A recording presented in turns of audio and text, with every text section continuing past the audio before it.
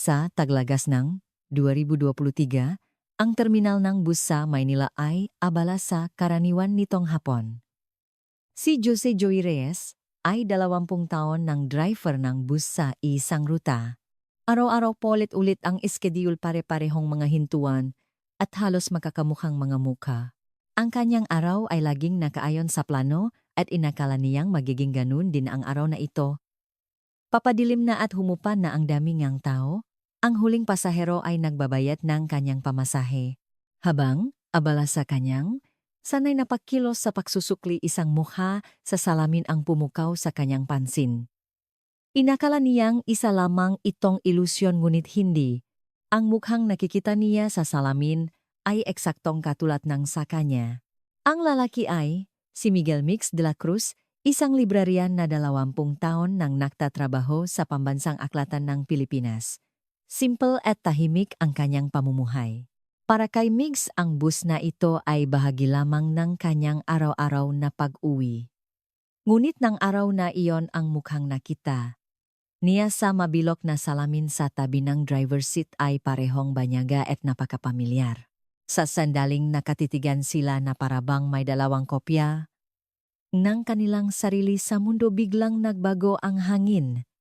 Isang hindi may paliwanag na bigat ang dumaan sa pagitan nilang dalawa. Si Joey ay hindi kailanman umalis na Maynila sa buong buhay niya. Si Migs naman ay isinilang at lumaki rin sa Maynila. Sa halip na pagiging banyaga, isang kakaibang pakiramdam ng pagiging malapit ang unang naramdaman nila sa isa't isa. Matapos ang isang maikling pag-usap tungkol sa kanilang kaarawan, isang hindi kapani-paniwalang katotohanan ang nabunyag. Pareho silang isinilang noong Hunyo 9, 1974 alas 8:15 umaga. Hindi lang ang petsa nga kapanganakan kundi maging ang oras ay makatugma. Masyadong eksakto para maging isang nakataon lamang. Masyadong maraming hindi may paliwanag na koneksyon para sabihing makamuha lang sila. Naguluhan ang isip ni Migs. Hindi niya matandaan ang ospital kung saan siya isinilang at matagal nang pumanaw ang kanyang nga magulang. Nalaman lamang niya na ampon siya nung nasa hustong gulang na. Ganun din ang sitwasyon ni Joey. Lumaki siya sa isang ampunan bago siya inampon at pagkatapos nun, wala na siyang pagkakataon o lakas ng loob na magtanong tungkol sa kanyang nakaraan. Bagamat makaiba ang landas na tinaha ng kanilang buhay, ang katotohanang pareho, ang kanilang pinagmulan ay isang hindi may paliwanag na pagkabigla para sa kanilang dalawa. Nakaroon ng maikling katahimikan. Ang lahat ng ingay sa paligid ay tila naglaho at isang kaisipan ang pumasok sa kanilang maisip. Maring hindi ito isang simpleng pagkakataon. Si Joey ay nabuhay ng ilang dekada nang walang anumang pagdududa. Para sa kanya ang nakaraan ay isang saradong pinto. Ngunit ngayon ang pintong iyon ay kusa nang nagbubukas. Hindi rin maalis ni Mix ang pakiramdam na isang piraso ngang kanyang buhay na nawawala ay biglang bumalik. Ang tanging alaala ni Joey ay ilang manipis na dokumento mula sa ampunan. Nakasulat lamang doon ang petsa at lugar ng kapanganakan.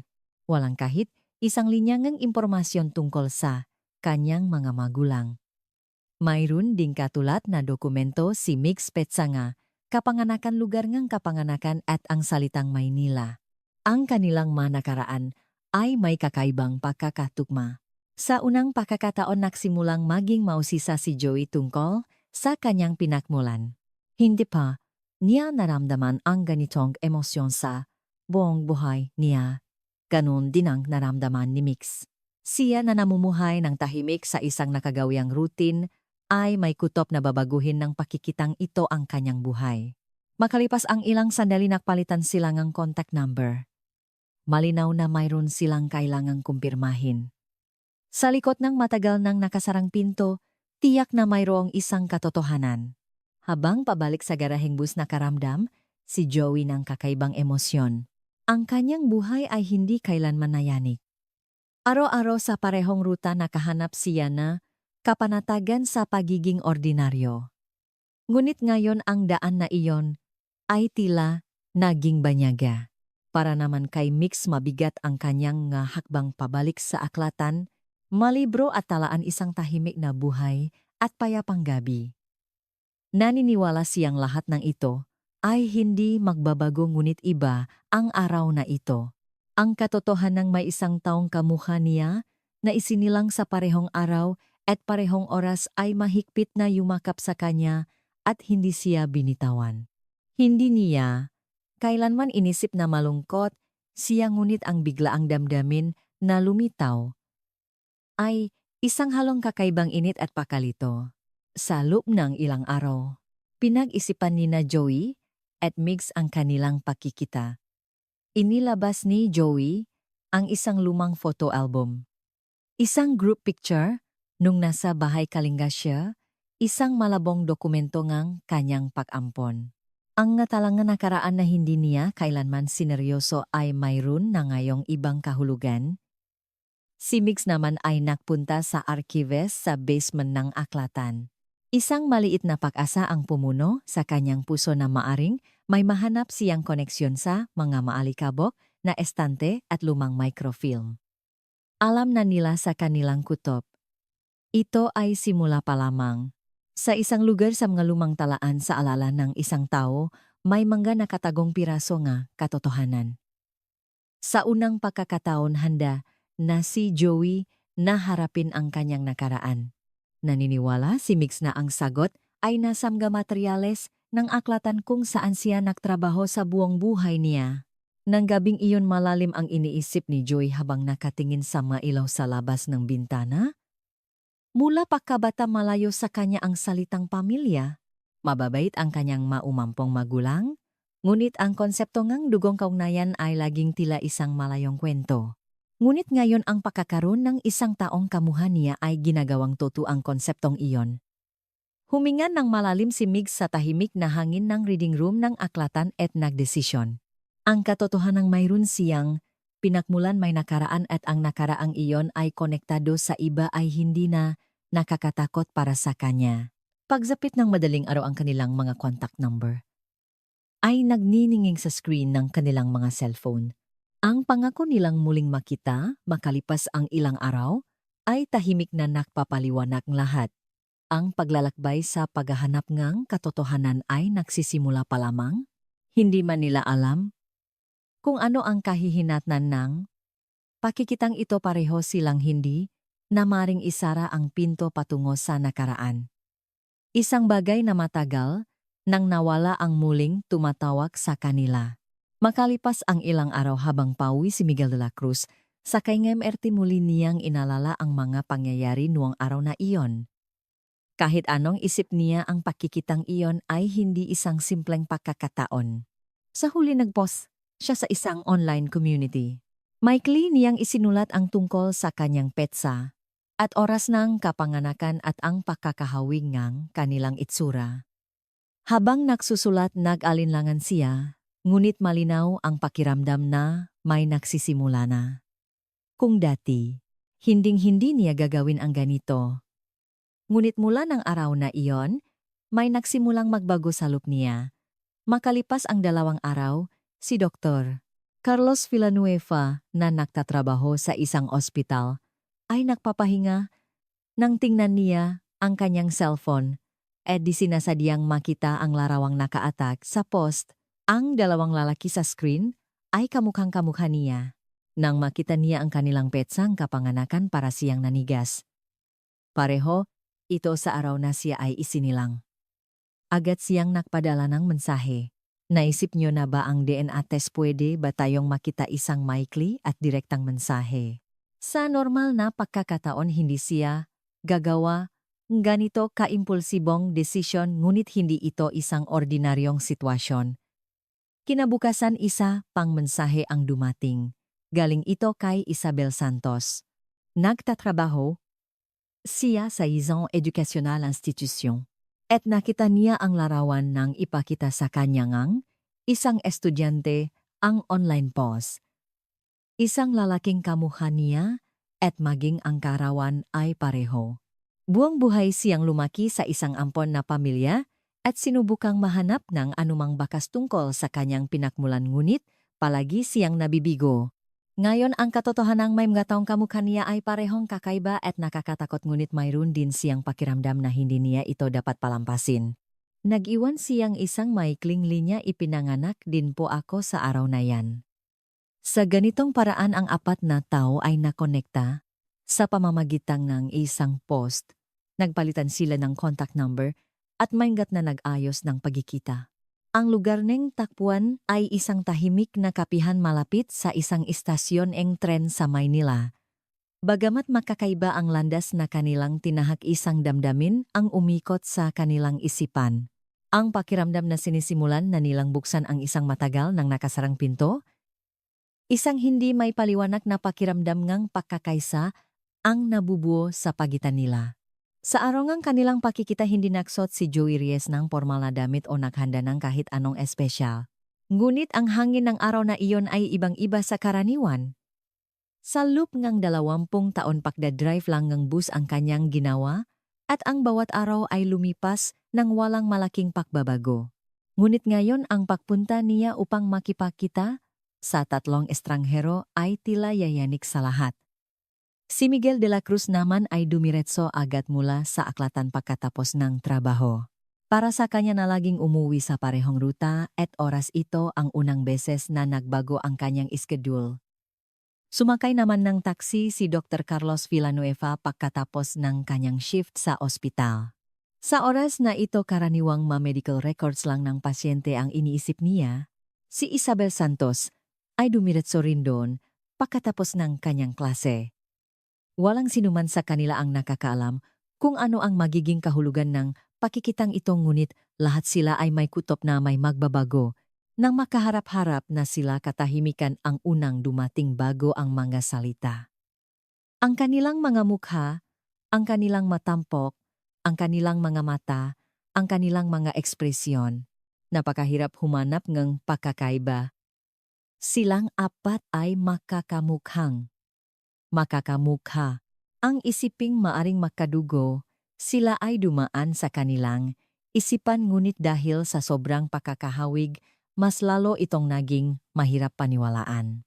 Pagkatapos ng ilang segundo nga katahimikan, kinumpirma nilang apat ang kanilang karawan. Hunyo 9, 1994. Pare-pareho silang isinilang sa isang petsa. Hindi naman pambihira na makakilala ng kapareho mong kaarawan. Ngunit ang maging kamukhang-kamukha mo pa ay mahirap ng paniwalaan bilang isang pagkakataon lamang. Hindi naging mahaba ang kanilang usapan. Bagamat unang beses lang silang nakita, makakatulad ang kanilang nga kwento. Lahat sila ay may hindi kumpletong talaan ng kapanganakan at pare-pareho rin silang galing sa ampunan o inampon. Ang ilan sa kanila ay matagal nang sinubukang hanapin ang kanilang nakaraan, ngunit nabigo, habang ang iba ay hindi man lang sinubukan. Si Isabel ay matagal nang sumuko sa paghahanap ng kanyang pinakmulan, ngunit sa pagkakataong ito, lahat na alaala ay bumalik ng malinaw. Si Carlos bilang isang doktor ay nakakita ng maraming resultang DNA test, ngunit hindi niya kailanman inakala na mangyayari ito sa kanyang sariling buhay. Si Miguel habang nagtatrabaho sa mga talaan ay nabuhay nang hindi alam ang sarili niyang talaan. Si Joey naman ay nabuhay ng matagal na panahon na tanging ilang pirasong papel mula sa ampunan ang kanyang pinanghahawakan. Ang lahat ng nakaraang iyon ay nagtatakpo sa lugar na ito. Bago sila umalis, maingat na nagalok si Carlos. Magpa-DNA test sila. Ito ang pinakamalinaw na paraan sa ganitong sitwasyon.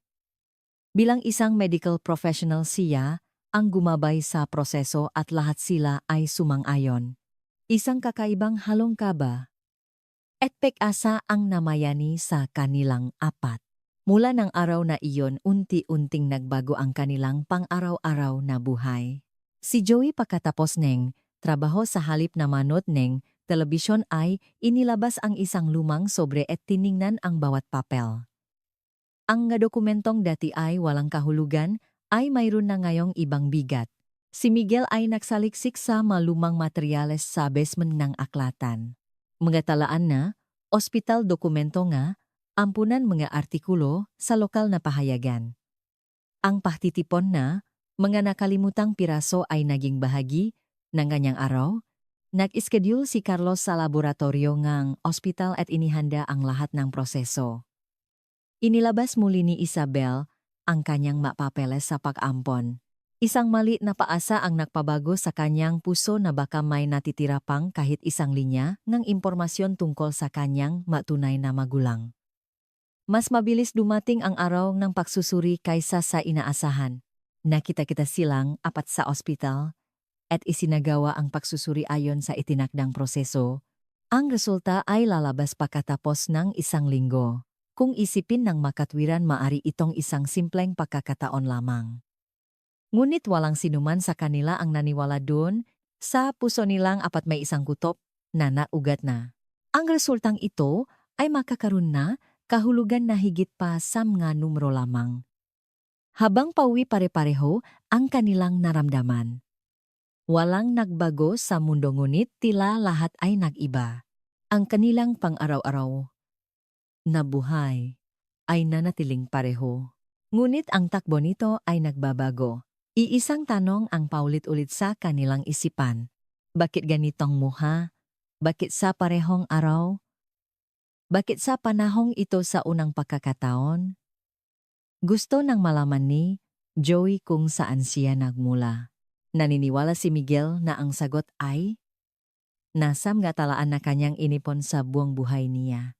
Gusto ni Carlos na kumpirmahin ang katotohanan sa pamamagitan ng resulta at si Isabel ay muling binuksan ang tanong na isinuko na niya noong bata pa.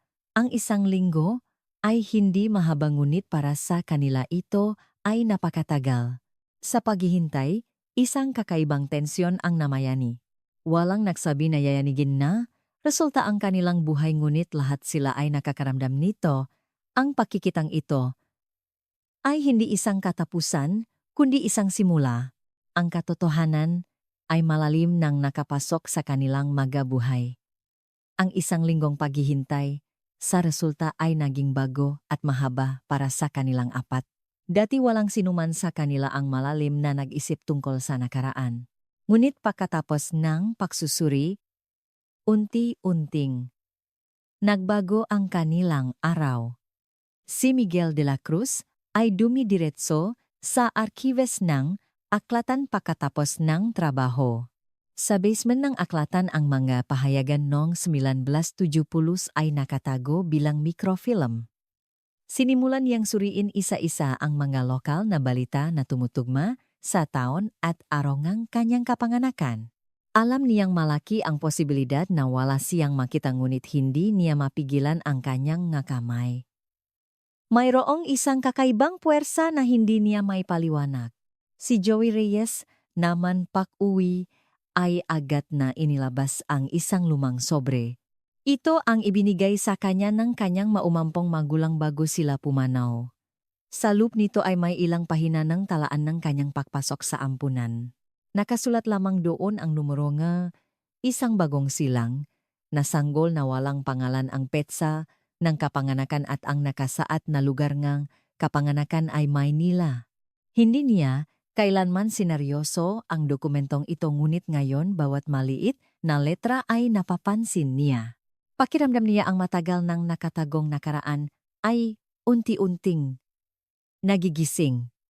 Muling inilabas ni Isabel Santos ang mga dokumentong natanggap niya mula sa ahensya ng pag-ampon. Luma na ang nga papel at kupas na ang nga letra. Ang pangalan ng social worker ay halos hindi na mabasa. Ngunit malinaw ang petsa ng kapanganakan. Ang katotohanang silang, apat ay isinilang sa iisang araw ay muling sumagi sa kanyang isipan. Sa buong buhay, niya naniniwala, siyang isinilang siyang mag-isa sa mundo. Ngunit ngayon ang pakiramdam na may koneksyon, siya sa iba ay tahimik na pumapasok sa kanyang kamalayan. Si Carlos Villanueva sa gitna ng kanyang trabaho sa ospital ay hindi maalis sa isip ang resulta ng pagsusuri. Araw-araw maraming resulta ng pagsusuri ang kanyang nakikita ngunit hindi pa niya naranasan na maghintay para sa sarili niyang resulta ng DNA. Iba ang sitwasyon ngayon. Alam niya sa kanyang instinct na ang resulta ay hindi lamang manumero kundi maaring yumanik sa kanyang buong buhay. Sa araw na lumabas, ang resulta nakasalubong silang apat sa lobby ng ospital na parang nag-usap. Hindi sila gaanong nausap ngunit parehong tensyon ang mababakas sa kanilang mga mukha. Tinanggap ni Carlos ang sobre mula sa isang staff. Sa loob ngang, sobre may mga maikling pangungusap at mga numero. Malinaw ang resulta. Ang DNA nilang apat ay 99.99% na makatugma. Kinumpirma na iisa ang kanilang nga magulang. Silang apat ay biologically na makakapatid na quadruplets isinilang mula sa iisang sinapupunan. Nakaroon ng maikling katahimikan. Nagtinginan silang apat ngunit walang makapagsalita. Isang malaking bagay ang tahimik na yumayani. Parehong araw ngang, kapanganakan parehong muha, parehong dugo isang pagkakakilanlan na hindi nila kailanman inakalaay na sa harapan na nila ngayon. Muling tiningnan ni Joey ang mga numero sa sobre. Ang ilang pirasong papel na hawak niya ay nagpapabago sa kanyang buong buhay. Pagkatapos kumpirmahin ang resulta, lumipat silang apat sa isang kalapit na kapihan. Ang katotohanang makakaiba man ang landas na kanilang tinahak, iisa pala ang kanilang pinakmulan ay nagpatahimik sa kanilang lahat.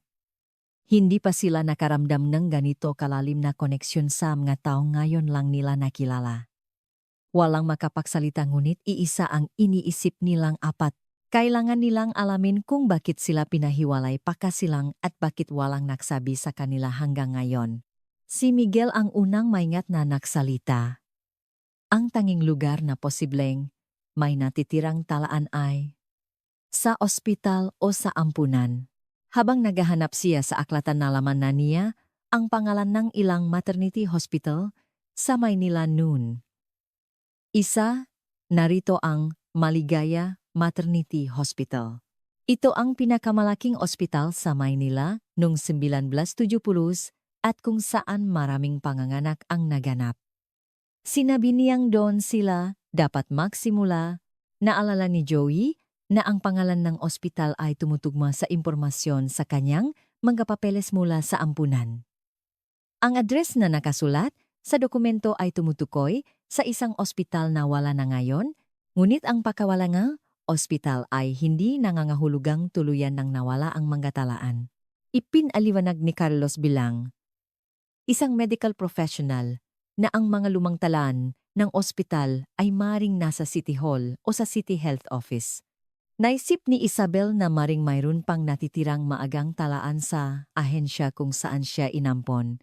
Mula ng araw, na iyon natural na naghati-hati silang gawain. Sanay si Miguel sa paghahanap nga talaan at ginamit niya ang network ng aklatan upang hanapin ang lokasyon ng mga lumang dokumento ng ospital. Ginamit ni Joey ang kanyang karanasan bilang isang taong lumaki sa ampunan upang makipag-ugnayan sa mga ahensya ng gobyerno na maaring may hawa ng mga administrative records. Kinumpirma ni Carlos sa pamamagitan ng kanyang nakasamahan sa medical field kung mayroon pang natitirang nga talaan ng ospital. Si Isabel naman ay nagsimulang magtanong sa ahensya ng pag-ampon.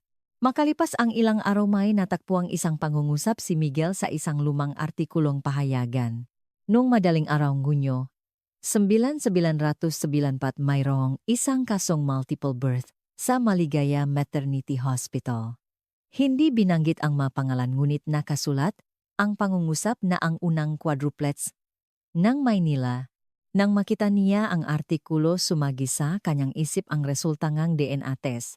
Silang apat ay isinilang sa iisang lugar sa parehong oras. Ang artikulo ay hindi lamang isang talaan kundi ang kanilang pinakmulan. Nang ibalita niya, ito muling nagtipon silang lahat. Sinabi ni Joey na nang marinig Niya ang pangalan ng ospital na alala niya ang malabong sulat sa kanyang mga dokumento.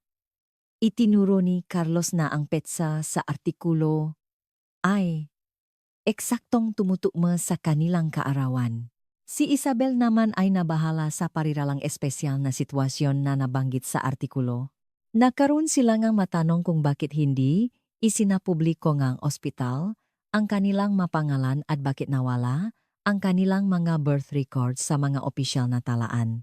Habang lumalakas ang kanilang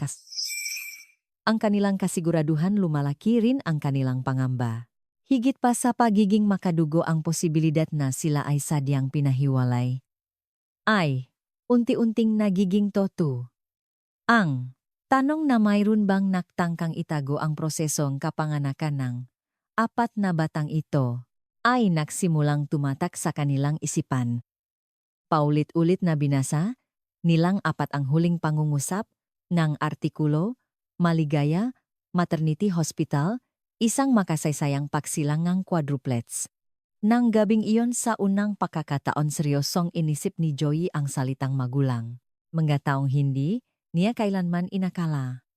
Ang isiping, ang mga taong hindi niya alam ang mukha o pangalan ay bahagi ng kanyang buhay ay naging bago at komplikado. Habang nakaupo si Miguel sa kanyang opisina sa aklatan at iniprint ang artikulo, nagdesisyon siya. Hindi siya makausat kung hindi niya tutuklasin ang kasong ito. Inihanda ni Carlos ang mga proseso, umasang may natitira pang mga medical records at muling tumawag si Isabel sa ahensya ng pag-ampon. Bagamat walang nakakuha ng tiyak na sagot, ang unang piraso ng puzzle ay nabuo na. May malinaw na koneksyon sa pagitan na kanilang kapanganakan at pagkakahiwalay. Silang apat ay nakatingin na sa isang direksyon upang hanapin ang koneksyong iyon. Wala silang balak na sumuko hanggat hindi lumalabas ang katotohanan. Gamit ang pangalan ng ospital at ang petsa mula sa artikulo, nagsimula ng kumilos silang apat. Ilang dekada na mula nang magsara ang lumang ospital, ngunit mayroon silang maliit na pag-asa na may natitira pang bakas ng ngatalaan.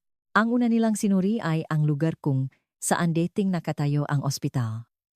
Ngayon isang malaking shopping mall na ang nakatayo ron, at ilan na lamang sa makalapit na tindahan ang nakakaalala sa makapagbabago sa lugar. Ngunit may isang matandang lalaki na buong buhay na nanirahan sa kalapit na lugar. Maingat na kinausap ni Joey ang matanda at naalala nito na ang lugar na iyon ay dating isang maliit na ampunan na tinatawag na Bahay Kalinga. Malinaw na naalala ng matanda ang magkwento noon. Nung huling bahagi ng 1970s, pagkatapos magsara ang ospital, ang lugar ay naging isang ampunan kung saan maraming bata ang lumaki. Ito ay eksaktong tumutugma sa address na nakasulat sa mga dokumento ni Joey. Sa unang pagkakataon, naramdaman nilang apat na nahawakan na nila ang tunay na bahagi ng kanilang pinakmulan. Hindi na lamang ito mga artikulo at talaan, kundi isang lugar na totoong umiral at may mga alaala pa ngang isang tao. Gamit ang impormasyong ito, sinimulang suriin ni Miguel ang nga administrative records. Malaki ang posibilidad na ang malumang talaan ngang operasyon ng ampunan ay nasa archives ng lokal na pamahalaan. Ginamit ni Carlos ang kanyang kaalaman sa mga batas medikal at sistema ng health center records para kumpirmahin kung mayroon pang natitirang mga dokumento ng ospital. Si Isabel naman ay direktang tumawag sa ahensya ng pag-ampon upang hilingin ang ngapaw ng talaan bago siya inampon. Ang mga dokumento at talaan ay malabo na dahil sa katakalan, ngunit ang bawat piraso ay unti-unting nakatuturo sa isang direksyon. Makalipas ang ilang araw, muli silang nagtipon sa Maynila. Sa mga administrative records na nakuha ni Miguel, mayroong nga dokumento ng permit sa pagtatatak at pagsasara ng Bahay Kalinga. May isang pangalan na nakasulat doon, Pedro Agustin, ang direktor ngang punan. Ang mas nakakagulat ay nabubuhay pa pala siya at nasa isang nursing home sa labas ngang Maynila. Ang katotohanang hindi nawala ang magabakas ay nagpabilis ng tibok ng kanilang magkapuso. Nang hapong iyon, nagtungo silang apat sa nursing home. Sige Pedro ay mahigit 90 taong gulang na ngunit nang makita niya ang kanilang mga muha tila mayroon siyang agad na nakilala. Na parabang nakaharap niya ang mataong, matagal na niyang hinihintay hindi na siya. Nagtanong ng pangalan at sinabing kayo ba, yung apat na sanggol na lihim kong tinanggap ilang dekada na ang nakalipas na tigilan, silang apat. Malinaw na naalala ni Guy Pedro ang situation noon. Nung madaling araw ngunyo 1974 isang babae ang lumitaw sa likurang pinto ngang ospital dala-dala ang apat na sanggol. Unang beses niya lang nakita ang babae ngunit bakas sa mukha nito ang desperasyon. Malakas daw ang ulan ng gabing iyon at walang sinabi ang babae kundi yumuko na lang habang iniaabot ang mga sanggol. Agad niyang nalaman na makakapatid ang mga sanggol, isinilang sa parehong araw at oras. Binigyan ni Guy Pedro ang bawat sanggol ng isang manipis na pilak na kwintas. Isang maliit na kwintas na may nakaukit na letrang Y. Inilabas ni Isabel ang kwintas mula sa kanyang bag. Ito ang kwintas na kasama sa kanyang mga papeles sa pag-ampon. Tumango si Guy Pedro nang makita ang kwintas. Iyon daw mismo ang ibinigay niya ng araw na iyon. Pagkatapos nun hindi na muling nakpakita ang babae at ang ospital ay nagsara rin agad. Ang masanggol ay nakahiwa-hiwalay sa iba't ibang paraan kahit hindi na tanungin alam na ni Joey. Ang dahilan kung bakit naputol ang kanyang buhay ay hindi isang simpleng administratibong pagkakataon kundi resulta ngang intensyon at desisyon ng isang tao. Naramdaman ni Miguel na ang lahat ng oras na ginugol niya sa paghahanap ng katalaan ay naugnay sa isang linya. Naisip ni Carlos na ang pagkawala ng mga medical records ay hindi isang simpleng pagkukulang sa administrasyon kundi posibleng sadyang itinago ng isang tao.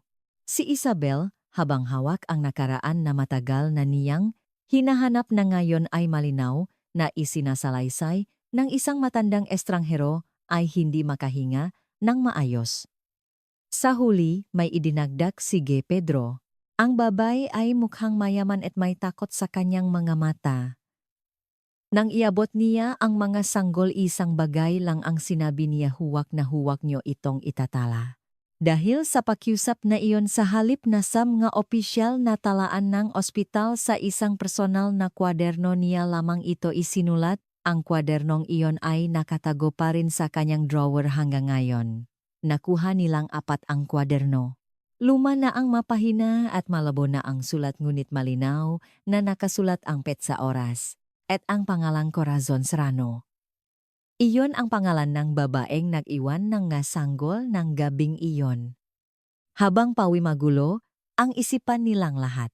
Sa unang pagkakataon malinaw na naramdaman ni Joey ang puwang sa kanyang kapanganakan na hindi niya kailanman inisip. Naalala ni Miguel ang sandali kung saan ang nakaraang, dati na sa mga talaan lamang, ay nabuhay sa pamamagitan ng isang boses. Lalong tumibay ang paniniwala ni Carlos na ang puwang sa mga medical records ay si Nadia. Si Isabel habang mahigpit na hawa ang kwintas, ay pilit na pinipigilan ang damdaming umaakyat. Mula sa kaibuturan ng kanyang puso, mula ng araw na iyon sila, ay hindi na lamang nga taong naghahanap ng nakaraan kundi isang pamilyang magkakasamang naghahanap ng katotohanan. Ang apat na taong may isang pinagmulan ay nakakonekta sa nakaraan ng bawat isa at ang paglalakbay na ito ay naging isang agos na hindi na maaring balikan. Ang katotohanan ay papalapit na. Ang kanilang karawan ang kwintas ang nawawalang ospital ang alaalangang isang matanda at ang pangalang Corazon Serrano. Lahat ng piraso ay nakaturo sa isang direksyon. Sa sandaling makita nila ang pangalang Corazon Serrano, sa lumang kwaderno alam nilang lahat na ang pangalang iyon ay hindi lamang isang bakas ang nakaraan kundi ang simula ang landas na kanilang tatahakin. Sinimulang hanapin ni Miguel ang pangalan gamit ang network ng aklatan, habang si Carlos naman ay nahanap ng posiblang mga lead sa pamamagitan, ang kanyang mga koneksyon sa medical field, na may kaugnayan sa mga archives ng ospital.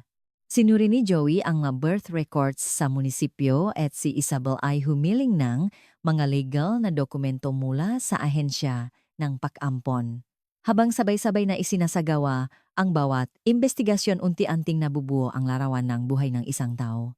Si Corazon Serrano ay kasalukuyang nakatira sa Maynila at chairperson ng isang cultural foundation. Ipinanganak siya noong 1970s. Bilang nag-iisang anak na babae ngang isang mayamang pamilya, nag-aral sa isang prestihiyosong unibersidad at nakilala sa larangan ng sining at kultura. Puno ngang maningning na karera at mga tagumpay ang nga artikulo sa media tungkol sa kanyang, ngunit halos walang nabanggit tungkol sa kanyang personal na buhay. Isang linya lamang ang maikling nakatala sa kanyang kabataan. Nanirahan siya sa ibang bansa sa loob ng ilang panahon at hindi nagpakita sa publiko. Ang panahong iyon ay eksaktong tumutukma sa taon kung kailan sila ipinanganak. Nang makumpirma ang pangalan at pagkakakilanlan, agad na nakita silang apat. Malinaw sa kanilang mga mukha ang paniniwalang hindi ito maring isang simpleng pagkakataon. Sinuri ni Miguel ang mga pampublikong impormasyon tungkol sa foundation na pinamamahalaan niya at nalaman na makakaroon ng isang 50 anniversary exhibition. Isang malaking kaganapan na tututukan ng media at mga sponsor. Maingat silang nagdesisyon na pumunta roon. Hindi siya isang taong madaling lapitan, ngunit hindi rin sila maaring umatras. Mula ng araw na iyon, nagbago ang kanilang pang-araw-araw na buhay. Gabi-gabi hindi makatulog, si Joey at paulit-ulit na tinitingnan ang malumang talaan. Ang kanyang buhay na dati ay hindi niya alam kung kaninong anak siya ay mayroon na ngayong isang tiyak na pangalan. Binasa ni Miguel ang mga artikulo at panayam tungkol kay Corazon Serrano. Sinusundan ang mga bakas ng kanyang buhay. Pinagsama-sama ni Carlos ang impormasyon tungkol sa puwang, sa mga medical records at ang panahon ng pagsasara ng ospital.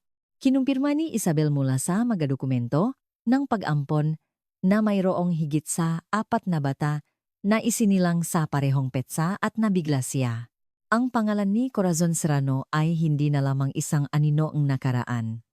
Ito ay pangalan ng isang taong may kapangyarihan at posisyon sa lipunan at kabilang sa isang mundong hindi madaling pasukin. Ang exhibition ay gaganapin sa isang malaking art gallery sa gitna ng Maynila. Isang kaganapan na mahirap pasukin kung wala kang imbitasyon. Nakakuha si Carlos ng imbitasyon sa pamamagitan ng kanyang makoneksyon sa ospital at ang tatlo pa ay nagpasyang pumasok bilang mga ordinaryong bisita. Sa araw ang exhibition, nakihalubilo silang 4 sa mga tao at pinanood ang main hall ng foundation. Maraming media, mamamahayag at mga tao mula sa iba't ibang sektor ang dumalo. Lumitaw si Corazon Serrano sa ilalim ngang maningning na ilaw. Sa edad na 70, mayroon pa rin siyang malakas na presensya. Kapansin-pansin ang pilak na palawit sa kanyang lig. Ito ay isang kwintas na may nakaukit na letrang Y katulad ng sa kanila. Sabay-sabay na napatingin silang 4 sa kwintas na iyon. Isang pader ngang mahabang panahon ang tila gumuho sa isang iglap.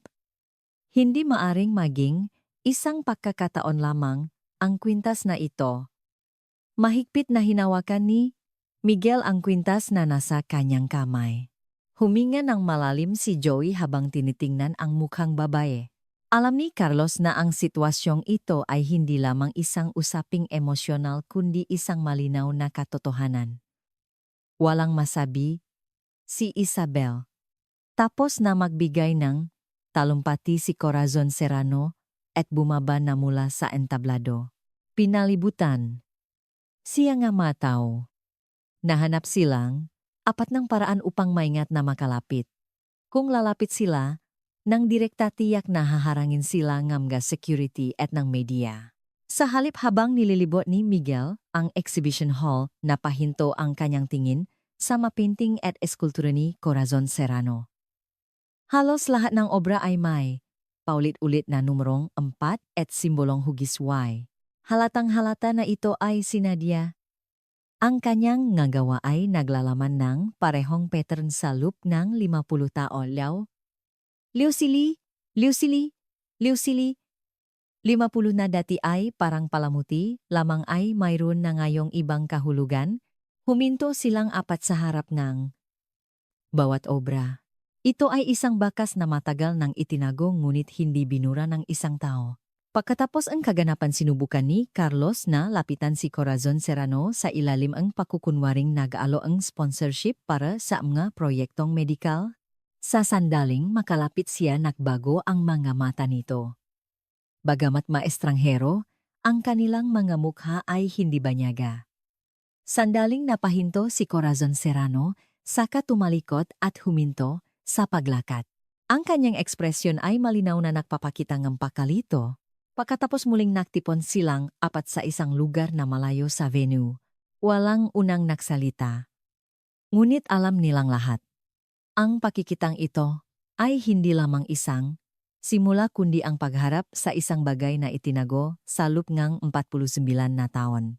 Ang buhay ng apat na batang iniwan sa isang ampunan sa madaling araw ng kanilang kapanganakan at ang buhay ng babaeng may suot na pilak na kwintas ay konektado sa isang linya. Hindi napigilan ni Joey na itanong ang matagal na niyang kinikimkim. Kung siya nga ang babae ng araw na iyon, bakit niya iniwan ang mga bata? At bakit niya itinago ang lahat ng ito? Si Miguel nang makita sa personal ang taong dati ay nasa matalaan lamang ay hindi mayos ang kanyang emosyon. Naramdaman ni Carlos na ang lahat ng ito ay hindi lamang isang simpleng problema ng pamilya kundi maaring may kaugnayan sa lipunan at istruktura ng kapangyarihan. Si Isabel hawak-hawak ang kwintas ay tahimik na nakatayo. Nang gabing iyon nagtipon silang apat sa isang simpleng kainan malapit sa isang istasyon ng tren sa Maynila. Mahabang katahimikan ang namayani. Ang pangalan ni Corazon Serrano ay hindi na lamang isang tala sa isang kwaderno, isa na siyang buhay na tao sa kasalukuyan at direktang konektado sa kanilang kapanganakan. Gumawa sila ng isang desisyon. Sa susunod na pagkikita hindi sila iwas. Haharapin nila ito ng direkta. Alam nilang lahat na hindi sila makausat kung hindi nila haharapin ang anino ng nakaraan. Mula ng araw na iyon nagsimula silang maghanda sa kani-kanilang paraan. Mas malalim na sinuri ni Miguel ang kanyang nakaraan habang pinasama-sama ni Joey ang talaan ng ampunan upang humanap ng koneksyon. Ginamit ni Carlos ang lahat ng kanyang koneksyon sa medical field upang hanapin ang mga nawawalang dokumento sa proseso ng pagsasara ng ospital. Masusing sinuri ni Isabel ang mga pagkakaiba sa mga talaan ng ahensya ng pag-ampon. Ang pangalan ni Corazon Serrano ay isa ng katotohanang hindi nila matatakasan. Isang linggo matapos ang exhibition nang humarap si Corazon Serrano sa kanilang apat. Mula ng araw na iyon hindi na sila bumalik sa kanilang mga probinsya. Nanatili sila sa Maynila. Sinusubaybayan ang schedule ng foundation at naghihintay ng pagkakataon. Ayon sa schedule na nakuha mula sa public relations team ng foundation, may mga media interviews at isang pribadong pulong para sa mga sponsor. Ang pulong na iyon sa gabi, ang pinakamagandang pagkakataon. Hindi pa rin lubos na matanggap ni Joey ang sitwasyon. Ang isiping maring siya ang kanilang tunay na ina ay mahirap pa ring paniwalaan ngunit hindi rin niya maring balewalain ang posibilidad. Kinolekte ni Miguel ang gabakas nga nakaraan ni Corazon Serrano sa pamamagitan ng ngatalaan. Walang impormasyon kung ano ang nangyari sa 8 taon na bigla siyang nawala sa lipunan noong huling bahagi ng 1970. Ang panahong iyon na tumutakma sa kanilang buhay ay hindi may paliwanag bilang isang simpleng pagkakataon. Si Carlos ang pinakakalmado. Muli niyang sinuri ang panahon ng pagkawala ng medical records at pagsasara ng ospital at inimbestigahan kung may koneksyon sa pagitan ng ospital at ng foundation. Hiniling ni Isabel ang lahat na natitirang talaan mula sa ahensya ng pag-ampon at sa dokumentong ipinakita ng isang staff may maikling nakasulat emergency placement due to external circumstances. Bagamat ito ay talaan mula mismo pakasilang ang espasyo para sa pangalan ng mga magulang ay blanco. Sa araw ng pulong ng sponsor tahimik na dumating si Corazon Serrano. Ito ay isang pribadong paktitipon malayo sa matang media. Dun nakikipakamay siya at bumabati sa mga sponsor habang ang apat ay nakapwesto sa iba't ibang lugar ayon sa plano. Unang lumapit si Miguel at inabot ang kanyang business card. Nakpanggap siyang may proyekto sa Arkives ng aklatan upang magsimula ng natural na usapan. Sandali siyang tiningnan nito at tumango. Sa sandaling iyon mayroong malinaw na bakas sa kanyang mga mata. Hindi ito ang tingin ng isang taong nakakita ng estranghero. Makalipas ang ilang sandali lumapit si Carlos. Binanggit niya ang isang alok na sponsorship para sa mga proyektong medikal at sinabing sinisiyasat niya ang nga lumang talaan ng ospital. Sandaling natigilan ang kanyang makamay. Hindi niya naitago na ang pangalang iyon ay nakbalik ng nakaraan. Si Joey at Isabel ay nanonot mula sa malayo. Habang sunod-sunod na lumalapit ang tatlo unti-unting naninigas ang kanyang ekspresyon. Sa huli lumapit si Joey at ipinakita ang pilak na kwintas na katulad ng sa kanya. Sa sandaling iyon hindi na siya makapagsalita. Lihim na ipinatawag niya silang apat sa isang conference room sa loob ng gusali ng foundation. Walang sinuman ang nakaisip na mangyayari ito. Sa gitna ngang, maikling katahimikan nagsalita siya. Noong teg-araw ngang 1974 siya ay 20 taong gulang at ipinanganak ang mga bata laban sa kagustuhan ng kanyang pamilya. Ang kanyang ama ay chairman ng isang malaking korporasyon at ang pagkakaroon ng anak sa labas ay isang malaking kahihiyan sa kanilang pamilya. Sinubukan niyang protektahan ang mga bata ngunit malupit ang kanyang pamilya. Inutusan siyang kanyang ama na alisin ang mga bata at palihim siyang tumakas mula sa ospital at ipinakatiwala ang mga bata sa direktor ng punan. Alam niyang kung maiwan siya nga, anumang talaan mawawala silang lahat kaya sa halip na burahin ang mga bakas pinili niyang mabuhay sila. Pagkatapos nun sa pilitan siyang ikinulong sa isang mental hospital at pinutol ang kanyang koneksyon sa labas, pumikit siya at huminga ng malalim. Ang 8 taong iyon ay ganap na nabura sa mundo at sa panahong iyon nakahiwa-hiwalay ang mga bata. Ang pagsasarangang ospital at ampunan ay lahat utos ng kanyang pamilya. Nang pumanaw ang kanyang ama siya, ang nagmana ng foundation. Ngunit hindi siya kailanman nagtagumpay sa paghahanap sa kanyang mga nawawalang anak. Nagbago na ang mundo at ang mga talaan ay maingat na minanipula. Walang imik na nakinig silang apat. Ang nakaraang itinago sa loop ng 49 na taon ay nabubunyak sa kanilang harapan. Nakikinig si Joey sa isang kwentong. Hindi niya kailanman naisip. Naramdaman ni Miguel ang panginginig ng kanyang makamay habang ang mapiraso na dati ay nasa matalaan lamang ay namumula sa bibig ng isang buhay na tao. Kinumpirma ni Carlos na ang puwang sa mga medical records ay hindi isang simpleng problema sa pamamahala. Si Isabel, habang hawak ang kwintas ay nakayuko. Tahimik na nagsalita si Corazon Serrano. Ilang dekada siyang nabuhay sa pagkakasala at takot. Hindi niya inakalang makikita pa sila muli. Ang dahilan kung bakit hindi niya itinapon ang kwintas at isinuswat ito habang buhay ay dahil sa kanyang pagsisisisam nga nawawalang anak. Ang pag-ukit ng ye at 4 sa bawat obra niya ay para hindi niya sila makalimutan. Pagkatapos ang sandaling katahimikan nilunok nilang apat ang kanilang maemosyon. Naunawaan ni Joey na ang kanyang nakaraan na inakala niyang putol ay resulta palang desperasyon at pagpili ng isang tao. Naramdaman ni Miguel ang bigat ng sandali kung saan unang beses niyang nakaharap ang taong nasa likod ng mga talaan. Naisip ni Carlos na ang sitwasyon ay hindi lamang isang personal na issue kundi isang issue ng panahon at kapangyarihan.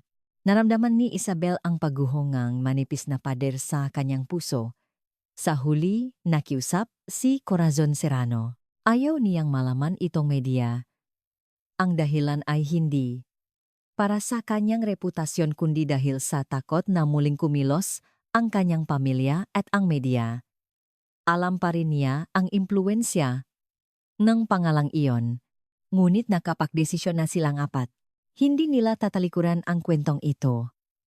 Nang gabing iyon muli silang nagtipon sa isang eskinita sa Maynila. Walang nagsalita ng malakas. Sapat na ang tinginan upang makaintindihan. Ang desisyon ng isang tao ay nagbago sa buhay nilang apat. Ngunit ngayon ang katahimikang bumabalot sa nakaraan ay nagwawakas na. Hindi pa nila napagpasyahan kung ano ang susunod na gagawin ngunit alam nilang lahat. Ang kwentong ito ay hindi magtatapos dito. Mabilis na nagbago ang sitwasyon pagkatapos ang pag-amin ni Corazon Serrano. Narinig ng apat ang katotohanan ng nakaraan ngunit hindi ito nangangahulugan ng agarang kapayapaan. Makalipas ang ilang araw nagsimulang lumabas ang balita tungkol sa foundation sa media. Hindi malinaw ang pinagmulan ngunit isang anonymous na ulat na may pamagat na sikreto ng mayamang pamilya isang eskandalo sa pagsilang ang kumalat online. Bagamat walang pangalang binanggit sapat na ang taon at mga detalye ng insidente para malaman ng gatao kung sino ang tinutukoy. Agad na kumilos ang dalawang anak ni Corazon sina Nadine at June nang makita ang balita. Labis silang nagulat nang unang marinig ang nakaraan ng kanilang ina at alam nilang sangkot dito ang isyu ng pagmamana sa foundation. Matagal nang binabantayan ng media at mga sponsor ang pamilyang ito at ang anumang lamat sa kanilang imahe ay direktang maugnay sa krisis sa pananalapi. Sa halip na tanggapin ang pagkakaroon ng apat na kapatid sinubukan ni Nadine at June na pigilan ang sitwasyon. Para sa kanila ang apat na kapatid ay hindi pamilya kundi isang panganib. Agad na ipinatawag ang board of directors ng foundation. Sa pulong, iginit ni Nadine na hindi pa kumpirmado ang legal na ugnayan at kailangang limitahan ang exposure sa media. Binanggit ni June ang epekto sa imahe ng foundation at sa mga share ng kumpanya at nagpakita ng matigas na paninindigan. Ang mahalaga sa kanila ay hindi ang katotohanan kundi ang kontrol. Ang paglitaw apat ay maaring yumanik sa lahat. Nanatili si Miguel sa aklatan at pinag-aralan ang takbo ng pangyayari. Halos sabay na nangyari ang paglabas ng balita at ang mga kilos sa loob ng foundation. Hindi ito maaring maging isang pagkakataon. Malinaw na may neglig nga impormasyon mula sa loob. Natakot si Joey na malantat ang kanyang muha sa media. Buong buhay siyang namuhay ng simple at hindi niya kailanman inisip na mapupunta sa sentrong atensyon. Tiningnan ni Carlos ang sitwasyon hindi bilang emosyon, kundi bilang katotohanan.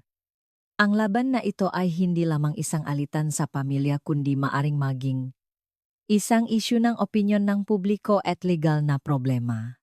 Naalala ni Isabel ang sakit na dinanas niya sa proseso ng pag-ampon, tila naulit ang sitwasyon kung saan siya ay nadidiktahan ng desisyon ng iba.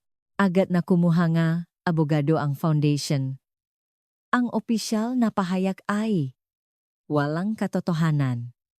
Walang kapangyarihan, si Corazon Sabor. Siya ay simbolo at mukha nga foundation ngunit ang tunay na kapangyarihan ay nasa kanyang mga anak na. Naghahanda sina Nadine at June ng kaso para pigilan ang media at nagbanta ng legal na aksyon upang hadlangan ang paglapit ng apat, ngunit inaasahan na ni Carlos ang sitwasyong ito. Patuloy niyang sinisiyasat ang matalaan ng health center at ng lumang ospital upang punan ang puwang sa mga medical records at sa wakas natagpuan niya ang pangalan ni Dr. Hilario Mercado isang doktor na nagtrabaho sa ospital noong 1974. Matagal na siyang pumanaw ngunit nalaman niyang mayroong isang audio tape na natira sa kanyang magamit. Ang cassette tape na itinago ng kanyang anak ay naglalaman ng boses ni Dr. Mercado. Matigas ang boses sa recording. Sinabi niyang nakatanggap siya nga utos mula sa chairman ng korporasyon na alisin ang apat na bagong silang na sanggol at siya at ilang nurse ay palihim na inilabas ang mga bata at ipinasa sa ampunan. Ang pagsasarang ospital at pagburang gatalaan ay lahat ayon sa utos na iyon. Bago mamatay gusto ni Dr. Mercado na ilabas ang katotohanan ito at ang kanyang buses ay puno na takot at pakakasala. Ang ebidensyang ito ay lubos na nakpabaho sa sitwasyon. Hindi na ito isang simpleng pahayag o alaala ng isang tao kundi isang pangunahing ebidensya na nagpapatunay sa mga pangyayari nun. Agad na nakipagkita si Carlos sa tatlo pa at ibinahagi ang balitang ito.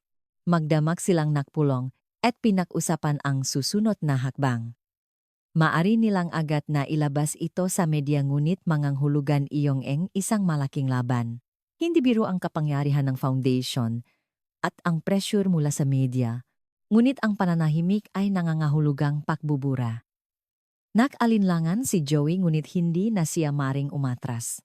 Simple lang ang buhay na kanyang tinahak ngunit hindi na niya maaring talikuran ang katotohanang nasa harapan niya. Buong buhay na pinrotektahan ni Miguel ang ngatalaan at naniniwala siyang mas tama na ilabas ang katotohanan kaysa itago ito.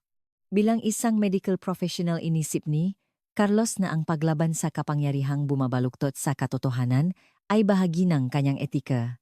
Naalala ni Isabel ang makapanahong nanahimik siya bilang isang ampon at ngayon ay nagpasya siyang hindi na mananahimik.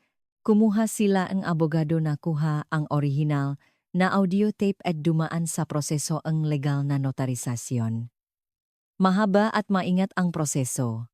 Nagsimula na ang legal na aksyon ng foundation at nagsimulang lumabas ang mga hindi kumpirmadong balita sa media. Sa mga panayam pinalabas ni Nadine at June na ang apat ay isang grupo ngang manloloko, hati ang opinyong ng publiko. May mga nagalit sa sikreto ngang mayamang pamilya at mayroon ding nga bumatikos na pera lang ang habol nila. Sa huli, nagpasya silang ilabas ang pagkakaroon ng tape sa media. Nang itakda ang petsa, ang press conference, labis na nayanig ang foundation. Sinubukan ni Nadine at June na pigilan ang press conference sa pamamagitan ng paghahay ng temporary restraining order ngunit hindi ito pinagbigyan. Hindi na ito mapipigilan sa legal na paraan. Nang gabing iyon na ospital si Corazon Serrano. Lumala ang kanyang sakit sa puso at hindi na matatak ang kanyang kamalayan. Kinontrol ni Nadine at June ang pakpasok sa silid ng ospital at hindi siya makitang apat. Ngunit ang laman ng tape ay notaryado na. Wala nang sinuman ang makakapagbago ng katotohanan. Nakasandal si Miguel sa bintana at tiningnan ang kalangitan habang nangangako sa sarili. Ang laban na ito ay hindi lamang isang problema ng pamilya kundi ang paglalabas ng isang katotohanang matagal nang nakabaon. Hindi pa rin lubos na matanggap ni Joey kung nasaan siya ngayon ngunit wala siyang balak na umatras. Muling sinuri ni Carlos ang mga legal na payo bago ang press conference kinabukasan at si Isabel hawak ang kwintas ay tahimik na pumikit. Ang matagal nang nakatagong panahon ay malapit nang magwakas. Ang matalaan na sinubukang burahin ng isang tao ay handa nang ilantat sa mundo. Bawat isa sa kanila ay huminga nang malalim habang hinihintay ang kinabukasan. Alam nilang hindi magiging madali ang laban na ito ngunit wala ng atrasan. Sa umaga ng press conference, tila nagyelo ang hangin sa Maynila. Dumaksa ang media mula sa buong bansa at naghahanda na ang mga online news channel para sa live broadcast. Naroon na rin ang legal team ng foundation. Ninenerbiyos na binabantayan nina Nadine at June ang pasukan at sinubukang kontrolin ng PR team ng foundation ang mamamahayag. Ngunit ang sitwasyon ay lampas na sa kontrol ng foundation. Umakyat silang apat sa entablado.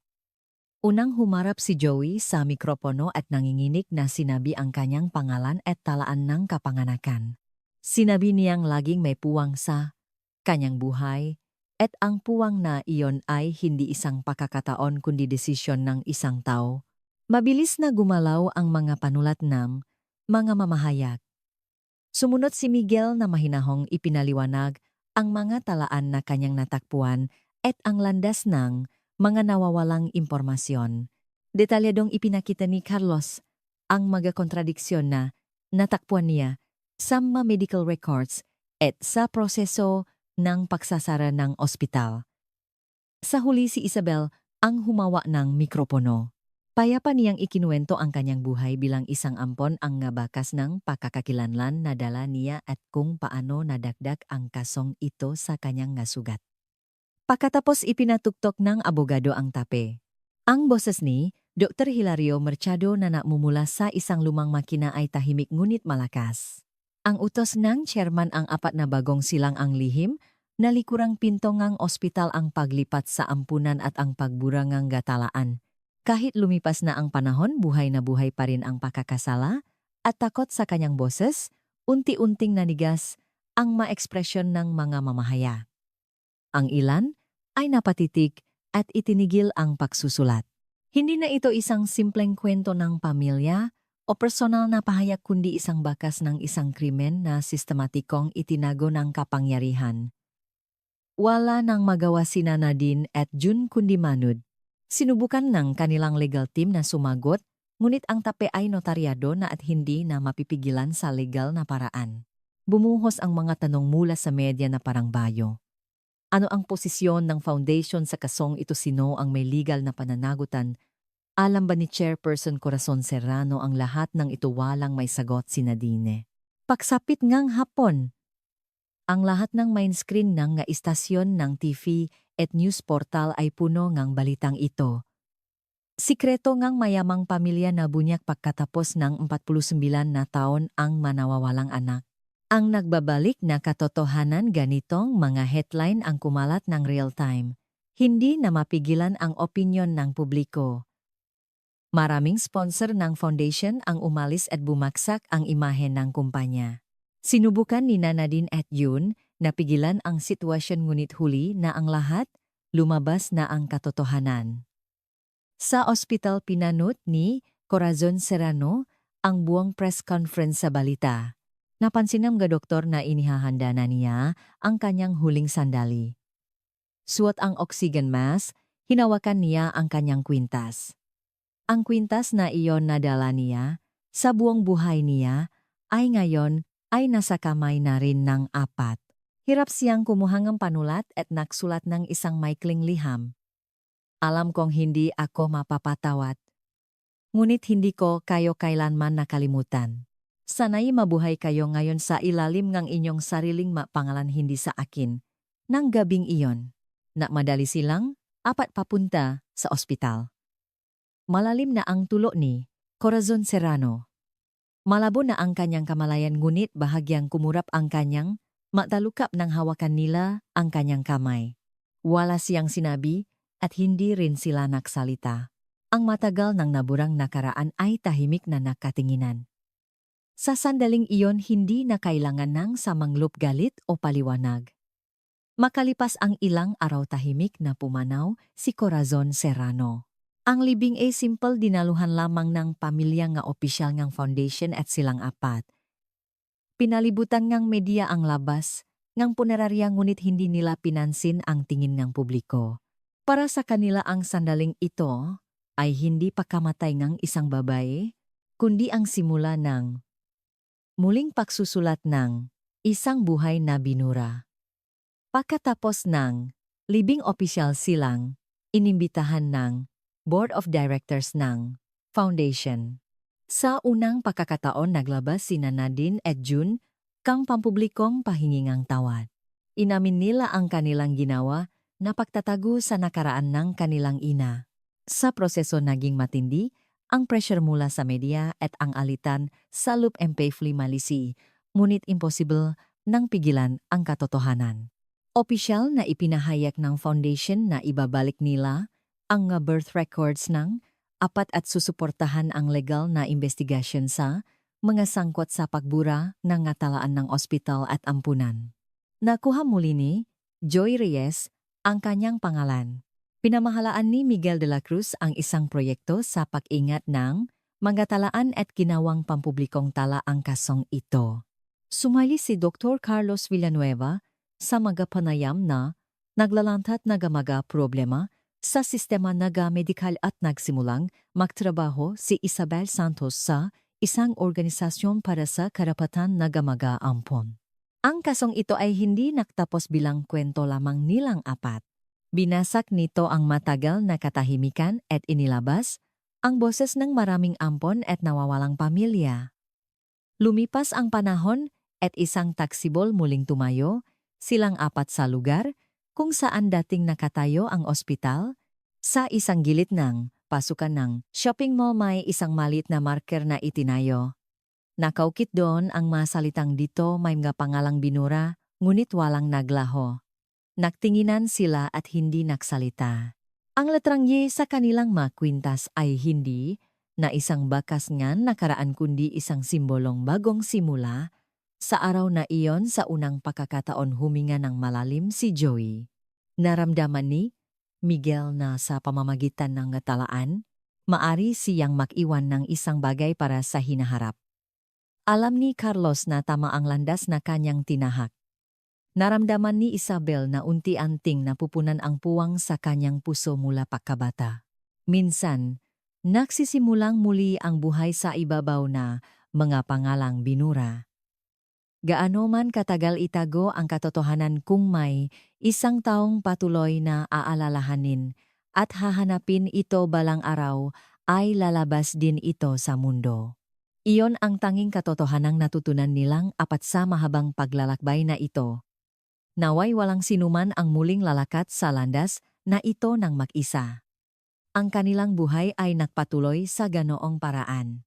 Sa lahat ng sumama sa amin hanggang sa dulo ng mahabang kwentong ito taos puso kaming nagpapasalamat. Ang kwento ngayon ay hindi lamang tungkol sa isang sikretong nakaraan kundi isang pirasong buhay na nagpapakita kung gaano kadali nating makalimutan at palampasin ang katotohanan. Gaano man katagal ang lumipas kung may mga taong may lakas ng loob na alalahanin hanapin at magsalita hindi mawawala ang katotohanan. Ang paglalakbay nga apat na ito ay isang tulay sa pagitan ng nakaraan at kasalukuyan at nag-iwan ng mensahe na dapat nating igalang ang buhay at kasaysayan ng bawat isa. Sa pamamagitan ng kwentong ito maring naalala ninyo ang alaala o damdamin na natutulok sa inyong puso. Naniniwala kami na ang pagtingin at pag-unawa sa buhay ng isang tao ay maaring gawing mas mainit ang mundo. Ang maliit na interes at pakikiramay ay nagdudulot ng malaking pagbabago.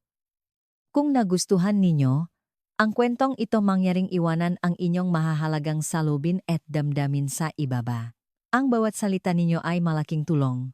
At para patuloy kaming makapahatid ng magagandang kwento humihingi kami ng inyong suporta.